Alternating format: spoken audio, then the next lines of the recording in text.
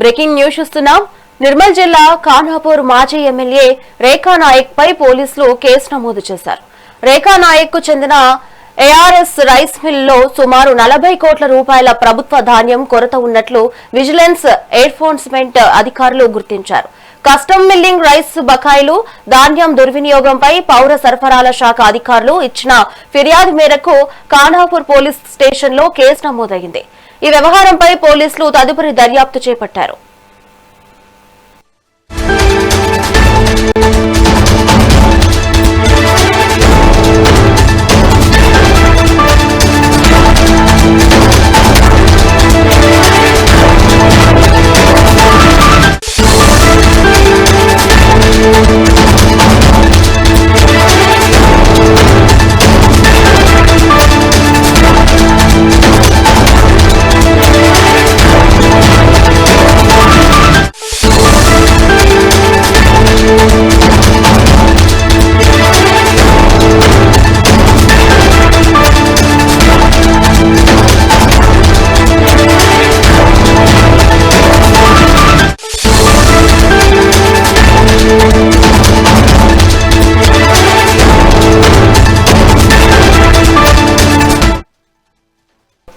Breaking news చూస్తున్నాం.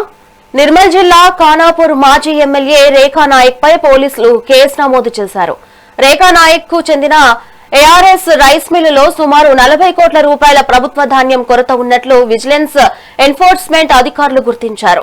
Custom milling rice బకాయిలు, ధాన్యం దుర్వినియోగంపై పౌర సరఫరాల శాఖ అధికారులు ఇచ్చిన ఫిర్యాదు మేరకు ఖానాపూర్ పోలీస్ స్టేషన్లో కేసు నమోదైంది. ఈ వ్యవహారంపై పోలీసులు తదుపరి దర్యాప్తు చేపట్టారు. ఇక దీనిపై మరింత సమాచారం మా ప్రతినిధి నరేష్ అందిస్తారు. నరేష్, చెప్పండి. ఖానాపూర్ మాజీ ఎమ్మెల్యే రేఖా నాయక్ కు చెందినటువంటి రైస్ మిల్లులో భారీగా ఇటు ధాన్యం కొరత బయటపడడం ఇప్పుడు నిర్మల్ జిల్లా వ్యాప్తంగా సంచలనంగా మారింది. ఇటు సత్తెనపల్లిలోని ఏఆర్ఎస్ ఇండస్ట్రీస్ రైస్ మిల్లుపై విజిలెన్స్ అండ్ ఎన్ఫోర్స్మెంట్ అధికారులు నిర్వహించినటువంటి తనిఖీల్లో 3 రబీ సీజన్లకు సంబంధించినటువంటి ప్రభుత్వ ధాన్యంలో భారీ అవకతవకలు గుర్తించారు. అయితే 2022, 23, 23, 24, 2024-25 రబీ సీజన్లకు సంబంధించి మొత్తం 9,639.942 మెట్రిక్ టన్నుల ధాన్యం కొరత ఉన్నట్లు అధికారులు తేల్చారు. ఈ ధాన్యం విలువ కనీస మద్దతు ధర ప్రకారం సుమారు 40,96,00,000 పైచీలకు ఉంటుందని అంచనా వేస్తున్నారు. అయితే ప్రభుత్వానికి అందించాల్సినటువంటి కస్టమ్ మిల్లింగ్ రైస్ సిఎంఆర్ ను సకాలంలో అందించకపోవడం, ఇటు కేటాయించినటువంటి ధాన్యాన్ని రికార్డులో చూపినటువంటి సిఎంఆర్ కు మధ్య భారీ వ్యత్యాసం ఉన్నట్లు అధికారులు గుర్తించారు. ఈ వ్యవహారంపై తెలంగాణ రాష్ట్ర పౌర సరఫరాల శాఖ సంస్థకు సంబంధించిన జిల్లా మేనేజర్ ఇచ్చినటువంటి ఫిర్యాదు మేరకు ఖానాపూర్ పోలీసులు కేసు నమోదు చేశారు. బిఎన్ఎస్ 316/2, 316/5, 318/4 సెక్షన్లతో పాటు ఎసెన్షియల్ కమోడిటీస్ యాక్ట్ ప్రకారం కేసు నమోదు చేసి దర్యాప్తు ప్రారంభించారు. అయితే ఇదే క్రమంలో ధాన్యం అక్రమాలపై విజిలెన్స్ అధికారులు దృష్టి సారించడంతో జిల్లాలోని మరికొన్ని రైస్ మిల్లుల వ్యవహారాలు కూడా వెలుగులోకి వచ్చాయి.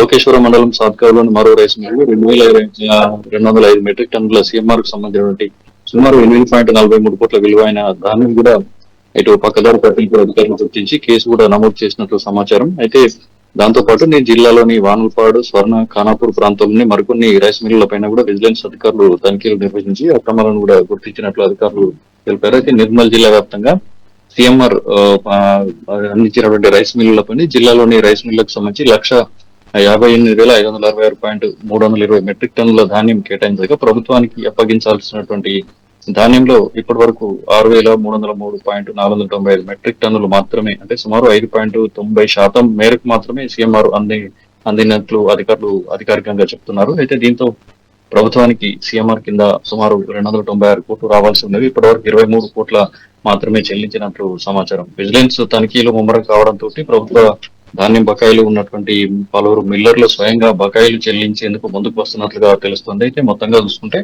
ఒకవైపు ఇటు 40.96 కోట్ల విలువైనటువంటి ప్రభుత్వ ధాన్యం కొరతపై మాజీ ఎమ్మెల్యేకు చెందినటువంటి రైస్ మిల్లుపై కేసు నమోదు కాగా, మరోవైపు జిల్లాలోని ఇతర మిల్లులపైన కూడా తనిఖీలు, కేసుల ప్రక్రియ కొనసాగుతుందని చెప్పేసి ఇటు అధికారులు చెప్తున్న పరిస్థితి కనిపిస్తోంది.